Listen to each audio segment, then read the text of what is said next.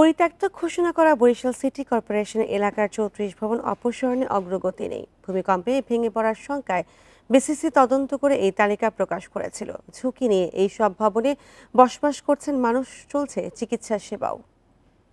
Bundle থাকলে প্রতি সেনমানিতে টাকা বাঁচবে। বিকাশ সেনমানি বান্ডেল কিনে জিতুন প্রতি লেনদেনে।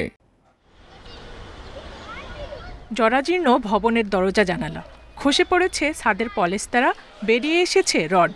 ঝুঁকি বিবেচনায় ২০১৩ সালে এমন ৩৪ ভবন ব্যবহার অযোগ্য ঘোষণা করে বরিশাল সিটি কর্পোরেশন বিসিসি। ঝুঁকিপূর্ণ এসব ভবন চিহ্নিত করেই প্রশাসন দায় সেরেছে বলে অভিযোগ স্থানীয়দের। কংক্রিট খসে পড়তে পারে, মানুষের জানমালের ক্ষতি হওয়ার সম্ভাবনা আছে।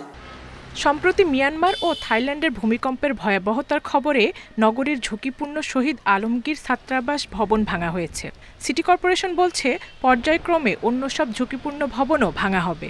যতগুলো যে ঝুঁকিপূর্ণ ভবন আছে এগুলো আমরা পর্যায়ক্রমে ভাঙার জন্য, যেমন প্রথম বললাম যে আপনি এই সপ্তাহে হয়তো একটা ভাঙা হয়ে যাবে এবং পর্যায়ক্রমে ধাপে ধাপে আমাদের লোক সংখ্যার ভিত্তিতে আমরা ধাপে ধাপে সবগুলি আগে ভাঙার চেষ্টা করি।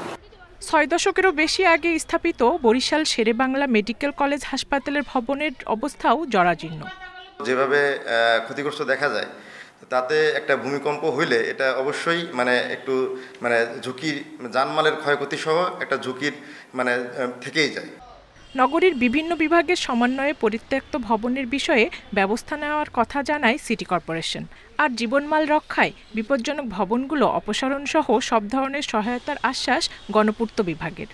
এইখানে এই ভবনগুলো ডেমোলিস্ট করে আমরা ওখানে নতুন ভবন নির্মাণের জন্য সরকারি স্টাফ এবং অফিসারদের জন্য নতুন করে আবাসন নির্মাণের প্রস্তাব আমরা প্রেরণ করেছি। চিহ্নিত ৩৪ ভবনের বাইরে বরিশাল নগরীতে প্রায় ১৫০ বছরের পুরনো বেশ কিছু জরাজীর্ণ স্থাপনায় ঝুঁকি নিয়ে বসবাস করছেন অনেকে। Independent news.